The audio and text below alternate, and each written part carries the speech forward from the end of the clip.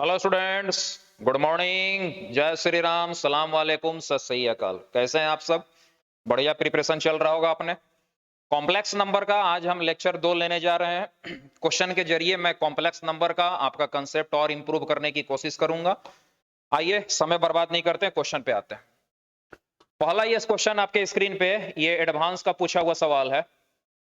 ठीक है, एडवांस का पूछा हुआ सवाल है। एडवांस में ये पूछा गया क्वेश्चन है। ये क्वेश्चन क्या बोल रहा है वो आप बढ़िया से पढ़े। पहले क्वेश्चन बोल रहा है कि let Z1 and Z2 be two distinct complex number. Z1 और Z2 जो है वो दो डिस्टिंक्ट कॉम्प्लेक्स नंबर है। एंड लेट Z बराबर 1 minus T Z1 plus T Z2 for some real number T and T की जो वैल्यू है वो 0 से लेकर के 1 तक दी हुई है। क्वेश्चन में फर्दर ये समझाया गया है कि ये जो नोटेशन है वो प्रिंसिपल आर्ग्यूमेंट को डिनोट करता है। ये नहीं भी लिखा हुआ रहे क्वेश्चन में तब भी हमें पता है कि ये सिंबल आर्ग्यूमेंट को ही डिनोट करेगा। कोई कॉम्प्लेक्स नंबर है उसके आर्ग्यूमेंट को ही डिनोट करेगा। ये इंफॉर्मेशन देने के बाद ये 4 ऑप्शन पूछा गया है। चारों में से कौन सा ऑप्शन करेक्ट है वहां तक हमें पहुंचने हैं। ये चारों ऑप्शन तक पहुंचने के लिए हमारे पास जो डाटा है वो डाटा के नाम पे सिर्फ एक इक्वेशन है। और वो इक्वेशन क्या है सर? तो वो इधर है, Z बराबर 1 minus T Z1 plus T Z2। बढ़िया क्वेश्चन है, एकदम मजे में समझते रहेंगे आप। नाउ इसको थोड़ा ब्रेक करो, इसको सिंप्लीफाई करते हैं। Now this is your Z1 minus T Z1 plus T Z2। Z1 को इधर लेके आए तो Z minus Z1 and now इसमें T को कॉमन कर लें तो यहां बचेगी Z2 और माइनस में Z1। क्लियर है? Z2 माइनस Z1 को इधर डिवाइड कर दो तो Z minus Z1 by Z2 minus Z1 and this is equal to T। T के बारे में बोला कि T जो है उसकी वैल्यू 0 से 1 के बीच में है। इसका मतलब T जो है वो अपने आप में एक पॉजिटिव कांस्टेंट है। कोई दिक्कत? कोई दिक्कत नहीं। T हमारा पॉजिटिव कांस्टेंट और हमारे पास ये इक्वेशन आ गया है। आप बढ़िया से देखें ऑप्शन को तो ऑप्शन नंबर डी में आर्ग्यूमेंट भी है, ऑप्शन नंबर बी में भी आर्ग्यूमेंट है, ऑप्शन नंबर ए में मॉडुलस का यूज है। तो हमारे पास जो ये रिलेशन हमने डेवलप किया, क्वेश्चन में जो ये डाटा गिवन था उसका यूज करने के बाद अपन ने क्या किया, ये रिलेशन डेवलप किया बेड़ू। तो हम इस रिलेशन में दोनों साइड जरा आर्ग्यूमेंट लेके देखते हैं। तो हमने क्या किया कि आर्ग्यूमेंट लिया, दोनों साइड अपन ने आर्ग्यूमेंट लिया। Now this is your argument, now this is our argument Z minus Z1 by Z2 minus Z1 and this is argument of T। T चूंकि एक पॉजिटिव कांस्टेंट है, मतलब एक पॉजिटिव रियल नंबर है, इसलिए इसका जो आर्ग्यूमेंट होगा वो 0 होगा। अब जरा यहां समझना, ये जो कॉम्प्लेक्स नंबर दिखाई दे रहा अंदर, उसकी आर्ग्यूमेंट 0 के बराबर है। इसका फर्दर यूज करोगे तो क्या इंफॉर्मेशन आपको मिलेगा? तो इसके लिए प्रॉपर्टी जरा यूज करो। तो प्रॉपर्टी जब यूज करोगे तो आर्ग्यूमेंट की प्रॉपर्टी लॉग की तरह यूज होती है, ये सारे लोगों को पता है। मतलब argument Z minus Z1 and minus में argument Z2 minus Z1 and this is equal to 0। Clear है? इस इंफॉर्मेशन को थोड़ा और आगे बढ़ाते हैं। नाउ कहानी को आगे बढ़ाते हैं। Now argument Z minus Z1 equal to, ये माइनस इधर आएगा प्लस हो जाएगा, आर्ग्यूमेंट Z2 माइनस Z1। समझते रहेंगे, बहुत बढ़िया क्वेश्चन है। ये आर्ग्यूमेंट बराबर इतना आर्ग्यूमेंट हमें मिला है। यदि आप ऑप्शन देखना चाहें तो एक ऑप्शन तो ऑप्शन नंबर डी यूं ही क्लिक हो गया, क्योंकि ऑप्शन नंबर डी में बोल रहा है कि argument Z minus Z1 equal to argument Z2 minus Z1। हमारे पास वही है, आर्ग्यूमेंट Z माइनस Z1 बराबर argument Z2 minus Z1। Option number D is correct. Option number D तो करेक्ट है। क्या ऑप्शन सी करेक्ट होगा, बी करेक्ट होगा, A correct होगा? ये अपने को चेक करना है। ऑप्शन नंबर बी करेक्ट नहीं होगा। क्यों नहीं करेक्ट होगा? इसलिए कि आर्ग्यूमेंट z माइनस z1 जो है वो आर्ग्यूमेंट z2 माइनस z1 के बराबर है और यहां z माइनस z2 है, इसलिए ऑप्शन नंबर बी तो कभी करेक्ट नहीं होगा, यह गड़बड़। सवाल उठा ऑप्शन नंबर ए का और ऑप्शन नंबर सी का। अब ऑप्शन नंबर ए भी कहां से निकलेगा और ऑप्शन नंबर सी कहां से निकलेगा? तो क्वेश्चन में जो इंफॉर्मेशन है उसका यूज करने के बाद हम जहां पहुंचेंगे वहीं से निकलेगा। तो क्वेश्चन में जो ये इंफॉर्मेशन दिया हुआ था, ये जो इक्वेशन अपने को दी हुई थी, उसका यूज करने के बाद अपन जहां पहुंचा है वो डाटा ये है, यही हम पहुंचे हुए हैं। इस इंफॉर्मेशन को थोड़ा और आगे बढ़ाते हैं। आप गौर से देखिए तो आपके पास यहां तीन कॉम्प्लेक्स नंबर है, एक है Z1, एक है Z2 और एक है Z। तो मैंने क्या किया कि A को बोला Z1। Z1 चूंकि कॉम्प्लेक्स नंबर है तो एक पॉइंट भी होगा, अपन ने उसको A बोला। जो एक पॉइंट है B उसको Z2 बोला और जो पॉइंट है C इसको अपन ने Z बोला। क्योंकि हर कॉम्प्लेक्स नंबर अपने आप में एक पॉइंट होता है, ये बात आपको पता होगी। तो मैंने पॉइंट ए, पॉइंट बी और पॉइंट सी को Z1, Z2 और Z से डिनोट किया।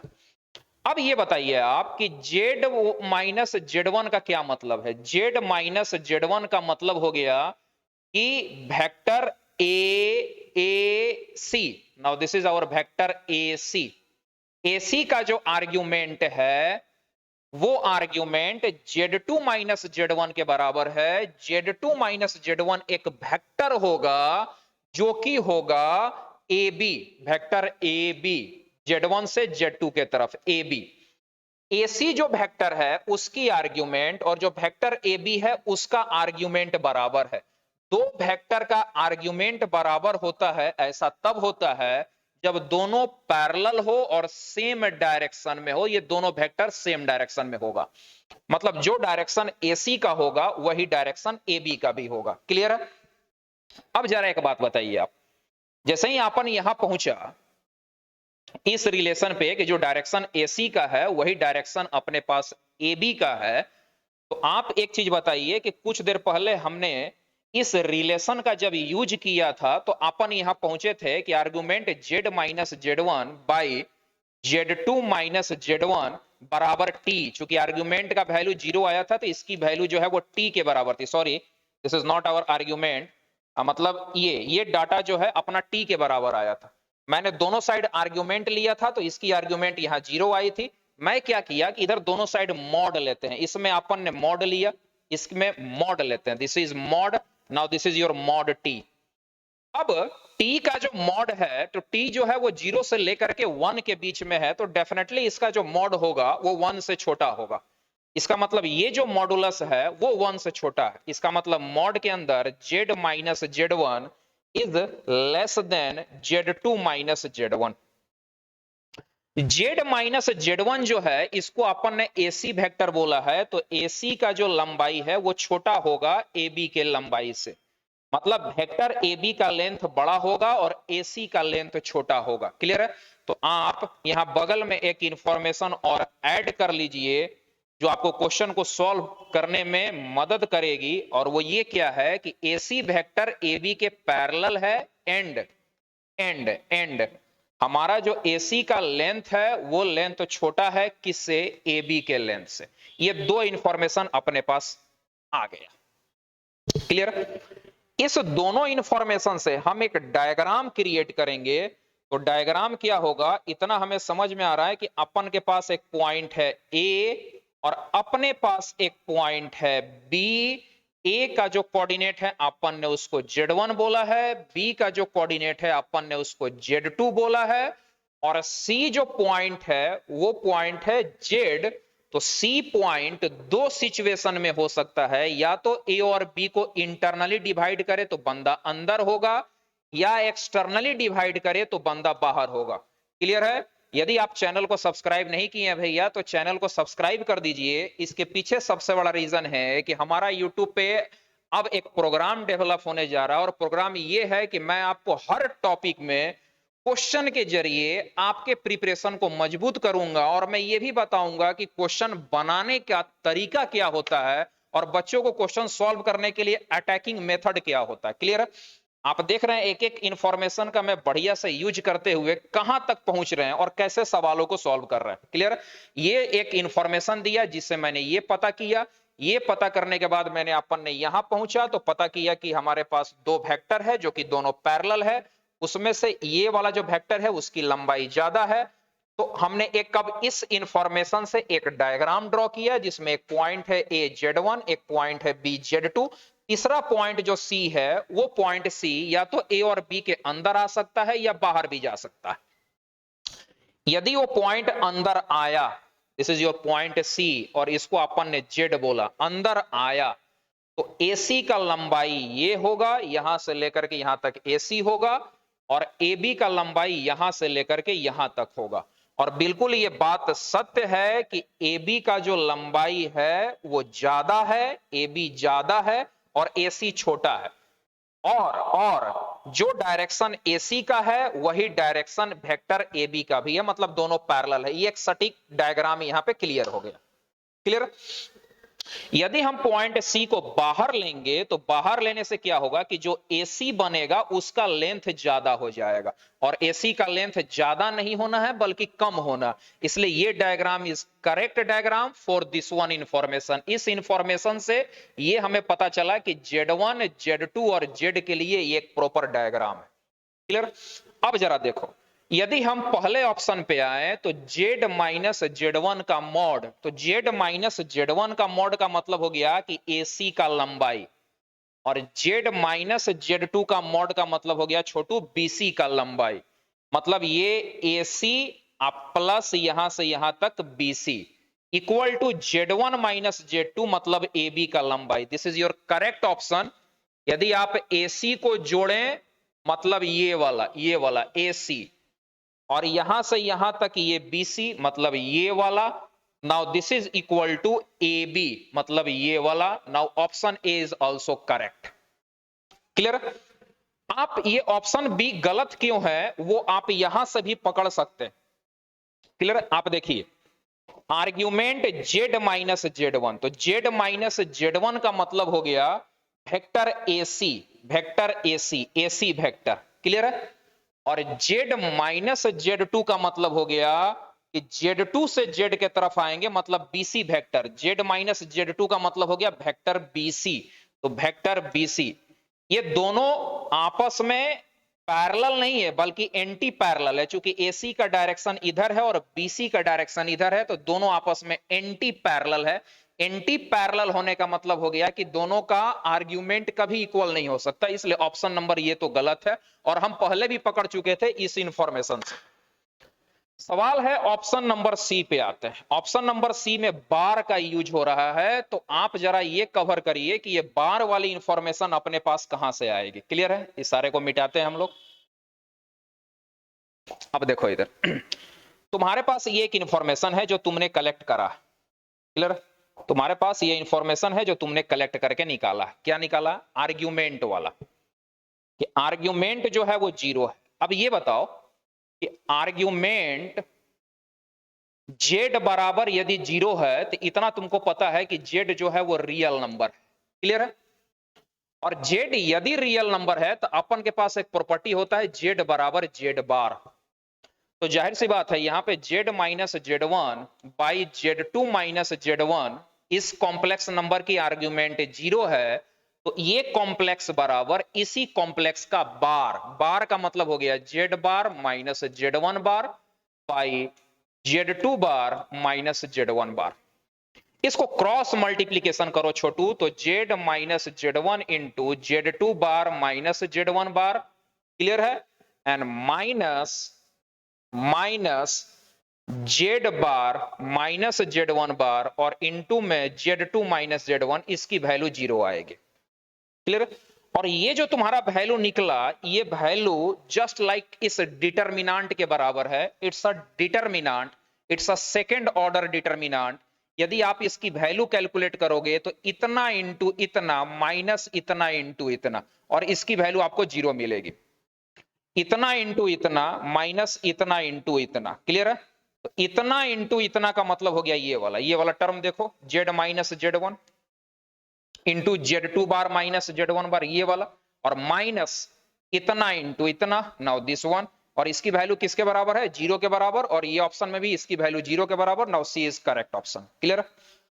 तो कॉम्प्लेक्स नंबर का जो ज्योमेट्रिकल पोर्शन है, ठीक है, सिर्फ इंफॉर्मेशन ये था, मैंने उस इंफॉर्मेशन को यूज करा। क्यों मैंने आर्ग्यूमेंट लिया, क्योंकि ऑप्शन में आर्ग्यूमेंट था। आर्ग्यूमेंट से मुझे क्या पता चला, मॉड में कैसे एंट्री किया है, बार में कैसे एंट्री की है। क्लियर है? ये धीरे धीरे आप प्रैक्टिस करोगे, क्वेश्चन पे धीरे धीरे बढ़िया क्वेश्चन को सॉल्व करोगे, बार बार उसको अध्ययन करोगे, फिर आपका ये अपना हो जाएगा।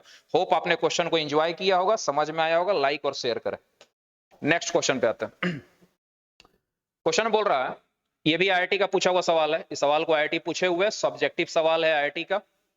Z1, Z2 और Z3 ये डिनोट करता है वर्टाइसेस ऑफ इक्विलैटरल ट्रायंगल। कोई बात नहीं है, हमारे पास एक इक्विलैटरल ट्रायंगल है, A B C। We have a equilateral triangle. A का वर्टेक्स है Z1, B का वर्टेक्स Z2 और C का जो वर्टेक्स है वो है Z3। इक्विलैटरल ट्रायंगल है। क्वेश्चन में बोल रहा है कि Z0 जो है वो सरकम सेंटर है ऑफ ट्रायंगल का। इस ट्रायंगल का सरकम सेंटर, अब सरकम सेंटर का क्या मतलब, मतलब इसके बाहर से जो सर्किल पास करेगी उस सर्किल का जो सेंटर होगा वो सरकम सेंटर होगा। अपन ने उसको P बोला। ये जो सरकम सेंटर है वो Z0 है। आपको ये प्रूफ करके बताना है कि Z1 square plus Z2 square plus Z3 square बराबर 3Z0 का स्क्वायर, ये आपको प्रूफ करना है। क्लियर? आप एक बात याद रखें कि इक्विलैटरल ट्रायंगल के लिए, यदि आपके पास कोई इक्विलैटरल ट्रायंगल है जिसका वर्टेक्स Z1, Z2 और Z3 है, तो एक नोट याद रखिएगा कि Z1 square plus Z2 square plus Z3 square बराबर होता है Z1 Z2 plus Z2 Z3 plus Z3 Z1। ये प्रॉपर्टी आप याद रखेंगे, ये इक्विलैटरल ट्रायंगल में कॉम्प्लेक्स नंबर के लिए एक प्रॉपर्टी है जो आपको याद रखना चाहिए। ये आप याद रखोगे तो इससे रिलेटेड बहुत सारे सवाल आपका सॉल्व होंगे। जैसे एक सवाल ये है, यहां मुझे प्रूफ करना है कि इसका जो स्क्वायर है वो इसके बराबर होगा। अब एक चीज हमें पता है कि चूंकि ये ट्रायंगल इक्विलैटरल है तो centroid of triangle ABC equal to circumcentre of triangle ABC. ठीक है, मतलब इस ट्रायंगल का जो सेंट्रोइड होगा वही सेंट्रोइड इस ट्रायंगल का सरकम सेंटर भी होगा, चूंकि ट्रायंगल इक्विलैटरल है। तो सेंट्रोइड का मतलब हो गया Z1 plus Z2 plus Z3 and divided by 3। And according to question circumcentre of triangle is Z0। Now this is equal to Z0। अब ये बताओ कि Z1 plus Z2 plus Z3 बराबर होगा 3Z0। दोनों साइड स्क्वायर कर दो, square करेंगे तो Z1 square plus Z2 square plus Z3 square and plus 2 Z1 Z2 Z2 Z3 and plus Z3 Z1 and now equal to 9Z0 square. Clear? अब देखो, एक चीज हमें पता है कि चूंकि ये ट्रायंगल इक्विलैटरल है तो ये प्रॉपर्टी मैंने याद करा हुआ है कि ये जो Z1 square Z2 square Z3 square है वो इसके बराबर है। तो अपन ने क्या किया कि Z1 Z2 plus Z2 Z3 plus Z3 Z1, ये जो डाटा आपको दिखाई दे रहा है इसके जगह पे पुट होगा ये वाला डाटा। ठीक है, तो कितना हो जाएगा, ये हो जाएगा Z1 square plus Z2 square plus Z3 square and plus 2, इसके जगह आएगा Z1 square Z2 square Z3 square and this is equal to 9Z0 का स्क्वायर। क्लियर? आगे बढ़ते हैं। Now Z1 square plus 2Z1 square become 3Z1 square 3Z2 square and 3Z3 square. 3 को आप divide कर देंगे तो आप पहुंच गए कहां, Z1 square plus Z2 square plus Z3 square बराबर 3Z0 स्क्वायर। इधर देख लीजिए, ये Z1 स्क्वायर 2Z1 स्क्वायर 3 हो गया, ये Z2 स्क्वायर 2Z2 स्क्वायर 3 हो गया, Z3 स्क्वायर और 2Z3 स्क्वायर 3 हो गया, 3 कॉमन हो गया, डिवाइड कर दिए 3Z स्क्वायर, और यही आपको प्रूफ करने के लिए बोला था, ये आपका प्रूफ हो गया। इजिली प्रूफ किया जब मैंने ये प्रॉपर्टी याद किया। ये प्रॉपर्टी आप याद रखेंगे इक्विलैटरल ट्रायंगल के लिए, बड़े काम का है, इससे रिलेटेड और भी सवाल बन सकते हैं। होप क्वेश्चन आपको अच्छा लगा होगा। नेक्स्ट क्वेश्चन पे आते हैं। क्वेश्चन बहुत सिंपल है लेकिन टेक्निकल है। क्वेश्चन आईआईटी का पूछा हुआ है। जो भी क्वेश्चन हम यहां डील करेंगे वो सब आईआईटी का पूछा हुआ है। ये क्वेश्चन आईआईटी का पूछा हुआ है, ठीक है। क्या है क्वेश्चन? क्वेश्चन में आपको बोला, क्वेश्चन आपको बोल रहा है कि जेड कोई कॉम्प्लेक्स है जिसका आर्ग्यूमेंट 0 से छोटा है। मतलब आर्ग्यूमेंट ऑफ जेड जो है वो अपने आप में निगेटिव है। कॉम्प्लेक्स नंबर का आर्ग्यूमेंट क्या है भैया? निगेटिव है। आपको बताना है कि इसकी वैल्यू बताओ। सिंपल एक लाइन में सवाल को सॉल्व करना है तो आप इसकी प्रॉपर्टी लगा लो। क्योंकि ये आर्ग्यूमेंट है तो आर्ग्यूमेंट की प्रॉपर्टी लॉग की तरह यूज होगी, ये अपने को पता है। कोई दिक्कत? अब चलो क्या होगी? Now argument minus Z by Z, and भाई साहब argument minus Z by Z, ये कट के -1 आएगा। -1 is a perfect real number but it is on negative real axis, ठीक है। तो निगेटिव रियल एक्सिस पे पॉइंट होगा -1, इसलिए इसकी जो आर्ग्यूमेंट होगी वो पाई होगी। Now this is equal to pi, pi is your answer, option number A correct. कहोगे ये तो बड़ा सिंपल सवाल था, फिर आपने इसको क्यों सॉल्व किया? मैं इसलिए सॉल्व कर रहा हूं क्योंकि मैं इसको ज्योमेट्रिकल मेथड से सॉल्व करना चाहता हूं, और वो जो ज्योमेट्री यूज करूंगा आपके काम का होगा, आपके कंसेप्ट को थोड़ा सा इंप्रूव करेगा, कुछ और विजन आपका क्लियर होगा सवाल के ऊपर। कैसे, जरा समझे आप। एक चीज बताओ कि जेड कोई कॉम्प्लेक्स है और उसका आर्ग्यूमेंट निगेटिव है, क्लियर? इसका मतलब वो कॉम्प्लेक्स नंबर जरूर चौथे क्वाड्रेंट में होगा। ये कॉम्प्लेक्स नंबर यदि फोर्थ क्वाड्रेंट में होगा तो ही जो इसका आर्ग्यूमेंट होगा वो निगेटिव होगा। ये आर्ग्यूमेंट होगा जो कि निगेटिव होगा। दिस इज योर आर्ग्यूमेंट जो कि निगेटिव होगा, -θ। ये हम समझ रहे हैं क्योंकि आर्ग्यूमेंट का बेसिक नॉलेज आपके पास होगा। तो कॉम्प्लेक्स यदि चौथे क्वाड्रेंट में होगा तो ही इसका आर्ग्यूमेंट निगेटिव होगा। अब चूंकि एक चीज पता है कि ये जो जेड है वो वेक्टर ओपी है, पोजीशन वेक्टर है। कॉम्प्लेक्स नंबर एक पोजीशन वेक्टर होता है, तो जेड पॉइंट तो है ही, साथ ही साथ ये वेक्टर ओपी है। यहां क्वेश्चन में है माइनस जेड, तो जेड बराबर ओपी है, तो माइनस जेड का मतलब हो गया minus vector OP. Minus OP vector का मतलब इस वेक्टर का उल्टा, अपोजिट 180 डिग्री पे। इसका मतलब वो बंदा वेक्टर कुछ ऐसा चला जाएगा, ये हो गया। अब ये वेक्टर हो गया ओ क्यू, तो यहां जो पॉइंट है वो क्यू है, इसका कोऑर्डिनेट होगा -z, क्लियर? क्योंकि -z का मतलब हो गया अब ओ क्यू वेक्टर, -z मतलब -OP, -OP मतलब ओ क्यू। अच्छा, -z जो कॉम्प्लेक्स नंबर है, मतलब जो वेक्टर ओ क्यू है, इसका आर्ग्यूमेंट होगा ये, जिसको अपन बोलेंगे अल्फा। अब एक बात बताओ, अकॉर्डिंग टू सवाल तुमसे पूछा है आर्ग्यूमेंट ऑफ -z, मतलब -z का आर्ग्यूमेंट, -z का आर्ग्यूमेंट मतलब ओ क्यू का आर्ग्यूमेंट, वो होगा alpha. Now this is our alpha. Minus का साइन है, माइनस दिया, और जेड का जो आर्ग्यूमेंट है वो -θ है। Now it become -θ, now it is alpha plus θ।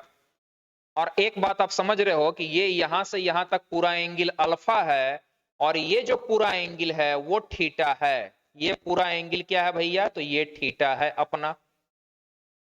Angle जो है वो -θ होने का मतलब -45 डिग्री का क्या मतलब होता है? माइनस जो है वो एक साइन होता है। एंगल तो 45 डिग्री ही हुआ। -30 डिग्री का क्या मतलब? एंगल तो 30 डिग्री ही हुआ, माइनस तो साइन है। ये माइनस जो साइन है वो क्लॉक और एंटी क्लॉक के रेफरेंस से होता है। तो ये हमारा एंगल का माप कितना है? माप जो है वो तो थीटा ही है। क्लियर? तो अल्फा प्लस थीटा का क्या मतलब हुआ? ये पूरा एंगल अल्फा, ये पूरा एंगल थीटा, तो ये कंप्लीट एंगल कितना हो गया भैया? 180 डिग्री अर्थात pi. That's our answer. Hope आपको ये ज्योमेट्री समझ में आई होगी कि कॉम्प्लेक्स नंबर एक पोजीशन वेक्टर होता है, कॉम्प्लेक्स का निगेटिव उस वेक्टर का अपोजिट होता है। नेक्स्ट क्वेश्चन पे आते हैं। सवाल आईआईटी का पूछा हुआ है, सवाल आईआईटी एडवांस का पूछा हुआ सवाल है, बहुत बेहतरीन सवाल है, आपको मजा आएगा, आप इसे सॉल्व करें। क्वेश्चन में क्या बोल रहा है कि जेड कोई कॉम्प्लेक्स नंबर है, जेड हमारे पास एक कॉम्प्लेक्स नंबर है, एक्स और वाई इंटीजर है, एक्स की वैल्यू और वाई की वैल्यू इंटीजर है। अपन ने सॉल्यूशन शुरू किया, जेड एक कॉम्प्लेक्स नंबर है, this is X plus I Y. X जो भैया है, ये भैया इंटीजर है, ये छोटू भैया, ये छोटू बाबू इंटीजर है, ये भी इंटीजर। ठीक है, बोल रहा then area of rectangle whose vertices are root of equation. आपको एक रेक्टेंगल का एरिया निकालना है और उस रेक्टेंगल का जो वर्टेक्स होगा वो इस इक्वेशन का रूट होगा। क्लियर है? सिंपल सवाल है। क्या है क्वेश्चन? क्वेश्चन में हमारे पास एक कॉम्प्लेक्स है जेड, जो कि एक्स प्लस आई वाई है। एक्स के बारे में बोला एक्स इंटीजर है, वाई के बारे में बोला वाई भी इंटीजर है। अब आगे बोल रहा है कि आपको एक रेक्टेंगल है जिसका एरिया आपको निकालना। उस रेक्टेंगल का जो वर्टेक्स है, 4 वर्टेक्स होते हैं, वो चारों वर्टेक्स इस इक्वेशन का रूट है। मतलब अपन यदि इस इक्वेशन को सॉल्व करेंगे बेड़ू तो ही अपने को रूट मिलेगा। तो आइए हम अपना जितना एनर्जी है वो इस इक्वेशन को सॉल्व करने में लगाते हैं। इक्वेशन है जेड जेड बार का क्यूब प्लस जेड बार जेड क्यूब बराबर 350। ठीक है, जेड इंटू जेड बार को अपन लिखेंगे मॉड जेड का square. Z into Z bar mod Z का स्क्वायर, और बच गया जेड बार का square plus Z bar into Z mod Z का स्क्वायर, और यहां बच गया जेड का square, and this is equal to 350। इस दोनों में मॉड जेड का स्क्वायर कॉमन है, तो अपन ने क्या किया? मॉड जेड का स्क्वायर कॉमन लिया, तो बच गया Z bar square plus Z का square, and this is equal to 350। Now इसको थोड़ा आगे बढ़ाते हैं कैलकुलेशन को। ये इसको आप देखें तो ये A square plus B square का फॉर्मेट है, और A square plus B square का फॉर्मूला होता है ए प्लस बी का whole square minus 2a into B. इसको ब्रेक डाउन करेंगे तो यही चीज आएगा, and this is equal to 350। Now mod Z का मतलब under root X square plus Y square, और मॉड जेड का स्क्वायर अर्थात X square plus Y square into Z plus Z बार। यदि ये जेड है भैया तो जेड बार होगा एक्स माइनस आई वाई। यदि जेड और जेड बार को जोड़ा जाए, इस दोनों को ऐड करेंगे तो ये कटेगा, एक्स और एक्स मिलके होगा 2x, और 2x का स्क्वायर होगा 4x square minus this is 2 modulus Z की square, and this is equal to 350। Now X square plus Y square into 4x square और minus this is your 2x square plus Y square bracket बंद, and this is equal to 350। इस calculation को थोड़ा आगे बढ़ाते हैं।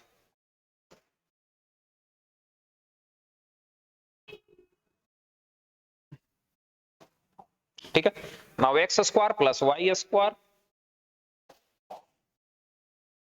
This is your X square plus Y square into 4x square minus 2x square, 2x square और minus में 2y square, 2 common हो जाएगा जो इसको काट देगा, तो 2 कॉमन लेने के बाद यहां बचेगा X square minus Y square, और 2 से ये कटेगा तो 175 आएगा। अब देखो ये x और y इंटीजर है, x इंटीजर है, y भी इंटीजर है, तो x स्क्वायर भी इंटीजर होगा, y स्क्वायर भी इंटीजर होगा। दोनों इंटीजर को जोड़ेंगे तो ये महाशय इंटीजर होंगे। Now this is your integer into X square is integer, Y square is integer, दो इंटीजर को सब्ट्रैक्ट करेंगे, घटाएंगे, तो जो रिजल्ट आएगा वो एक इंटीजर होगा, and this is equal to 175। मतलब इस दोनों इंटीजर को आप मल्टीप्लाई करोगे भाई साहब तो आपको मिलेगा 175। अब देखो, दो इंटीजर को मल्टीप्लाई करके 175 लाना है, इसका मतलब 175 को फैक्टर करना पड़ेगा। तो फैक्टराइज करिए, 5 से जाएगा तो 3 5, फिर ये 5 से जाएगा तो 7। क्लियर?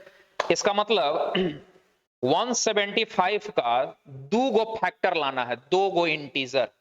तो पहला पेयर बनेगा 5 5 और 7 का, मतलब 5 और 5 25 इंटू 7, मतलब ये 25 हो जाए तो ये बंदा 7 हो जाए, दोनों को गुना कर देंगे 175 हो जाएगा।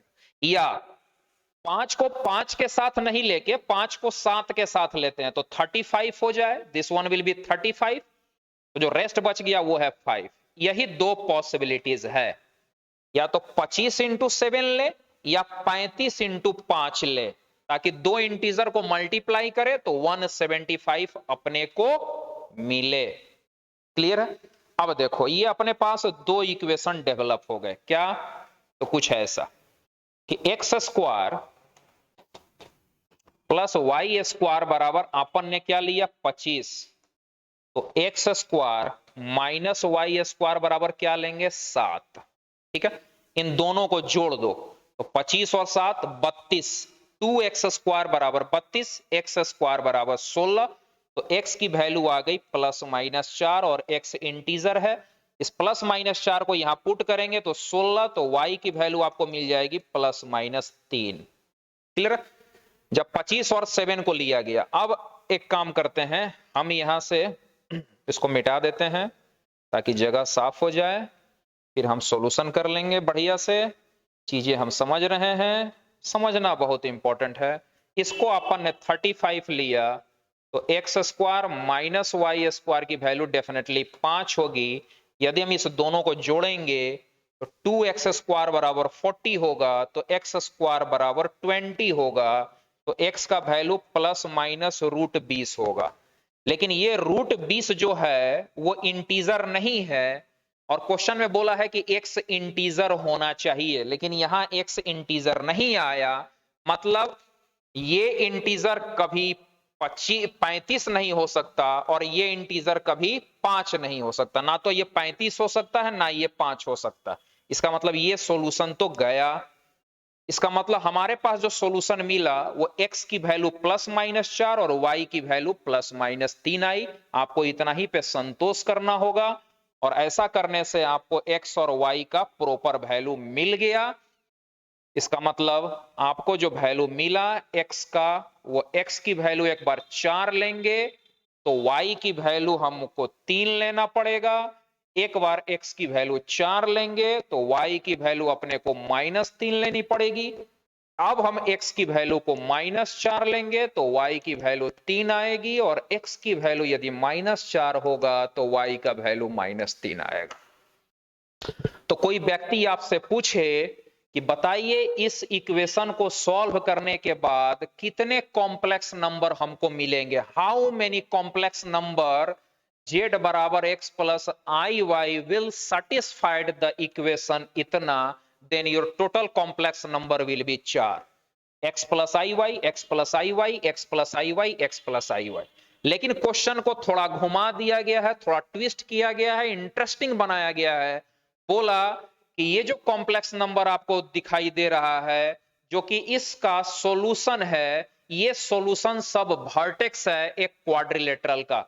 तो आइए हम अपना एक रेक्टेंगल ड्रॉ करें जिसका एक वर्टेक्स होगा 4 3, मतलब x की वैल्यू 4 और y की वैल्यू 3, ये पॉइंट यहां होगा 4 3।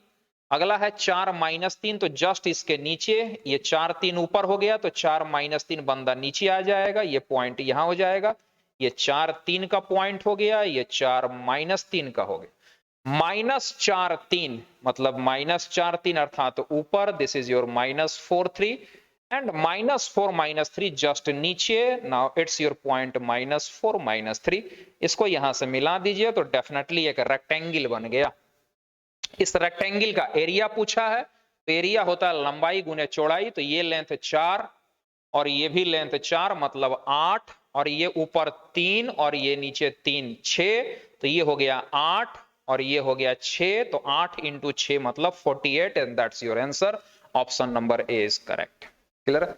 होप क्वेश्चन आपको अच्छा लगा होगा, कितना बढ़िया क्वेश्चन है। नेक्स्ट क्वेश्चन बोल रहा है कि मॉड जेड की वैल्यू 1 के बराबर है, ठीक है, then all the values of इतना लाई ऑन।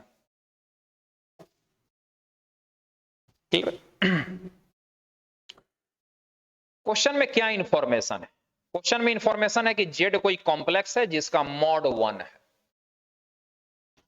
आपसे यह पूछा गया है कि आप बताइए कि Z by 1 minus Z square ये कहां लाई करेगा।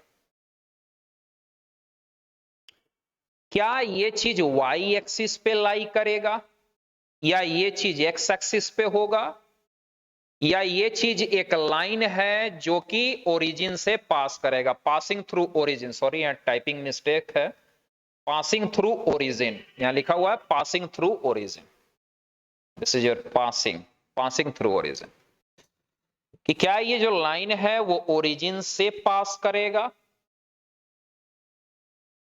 ये कहां लाई करेगा। सवाल आईआईटी का पूछा हुआ है, ये भी क्वेश्चन आईआईटी का पूछा हुआ है। आईआईटी क्या पूछा है जरा देखिए।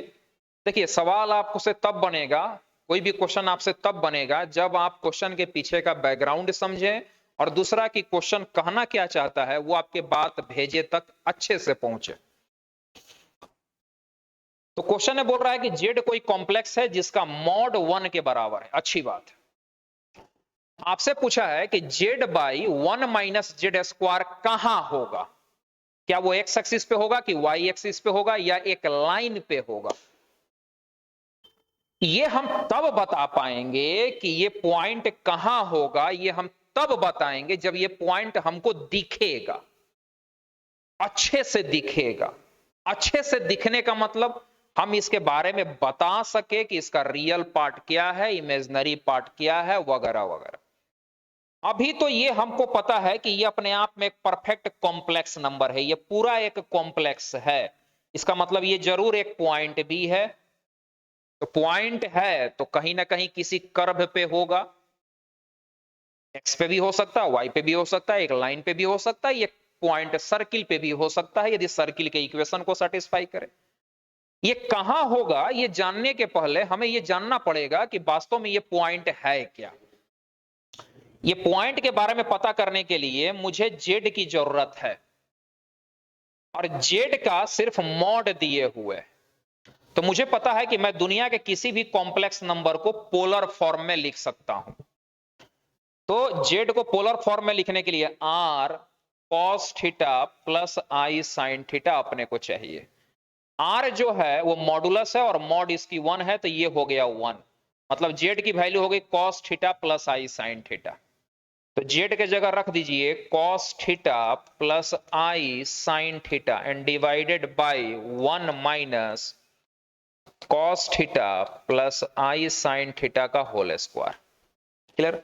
अब चलो इसको थोड़ा सा आगे बढ़ाओ, यहां लेके आओ। ऊपर हो गया कॉस थीटा प्लस आई साइन थीटा, इसको थोड़ा सिंप्लीफाई करेंगे। अब कॉम्प्लेक्स नंबर दिखने लगा है, पहले ऐसा दिख नहीं रहा था, अब दिखने लगा है। नाउ दिस इज 1 माइनस, इसमें डेमोइवर थ्योरम लग जाएगा। डेमोइवर थ्योरम बहुत इंपॉर्टेंट है, आपने पढ़ा भी होगा। तो 2 आके मल्टीप्लाई हो जाएगा। Now cos theta 2 theta i sine 2 theta, 1 minus cos 2 theta, एक फॉर्मूला भी है जो आप जानते होंगे, ये cos theta plus I sine theta by 1 minus cos 2 theta, it will be 2 sine square theta, ठीक है। एंड माइनस में आई, माइनस प्लस माइनस हो गया, i sine 2 theta means 2 sine theta into cos theta. Clear? थोड़ा और इसको calculate करें आप, तो cos theta plus I sine theta divided by, इन दोनों में 2 साइन थीटा कॉमन है जो मैंने कॉमन ले लिया, यहां बच गया साइन थीटा माइनस में आई कॉस थीटा। क्लियर है? अब देखो, now this is cos theta plus I sine theta divided bye, अंदर में माइनस आई को कॉमन लो, इसमें से माइनस आई को कॉमन लो, तो माइनस आई 2 साइन थीटा, माइनस आई कॉमन लेने से ये हो गया cos थीटा,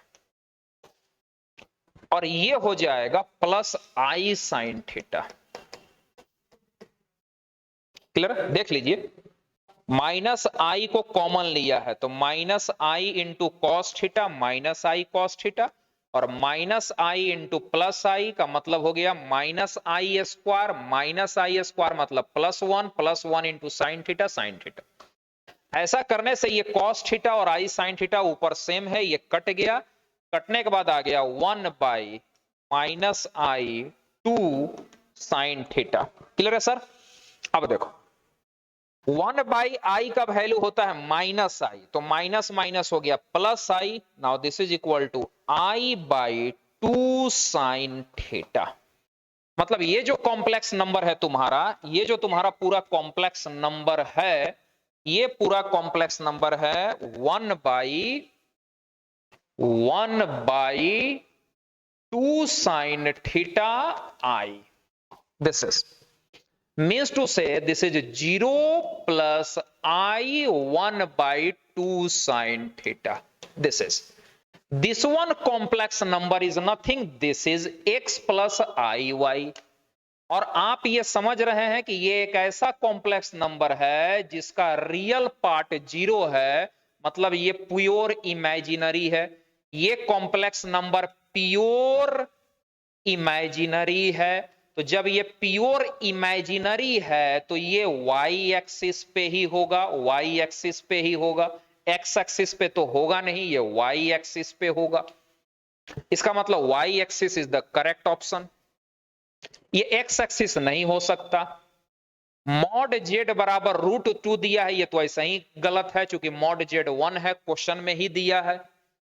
अब ये ऑप्शन नंबर ए बोल रहा है a line not passing through origin, मतलब ये पॉइंट उस लाइन पर नहीं है जो ओरिजिन से पास कर रहा है। ये तो गलत बात है क्योंकि ये पॉइंट y एक्सिस पे है और y एक्सिस खुद ओरिजिन से पास करता हुआ लाइन होता है, इसलिए ऑप्शन नंबर ए भी नहीं होगा, option number D is correct option. Clear है? ये कॉम्प्लेक्स नंबर का लेक्चर 2 है। ठीक है, होप आपको क्वेश्चन अच्छे होंगे। लेक्चर 3 हम जल्द ही अपलोड करेंगे। यदि आप चैनल को सब्सक्राइब नहीं किए तो सब्सक्राइब करिए, मेरा मोटिवेशन बना हुआ रहे, इसलिए आप ये वीडियो जितने भी पढ़ने वाले बच्चे हैं उनके ग्रुप में आप शेयर कीजिए, ये आपसे रिक्वेस्ट है। Thank you so much.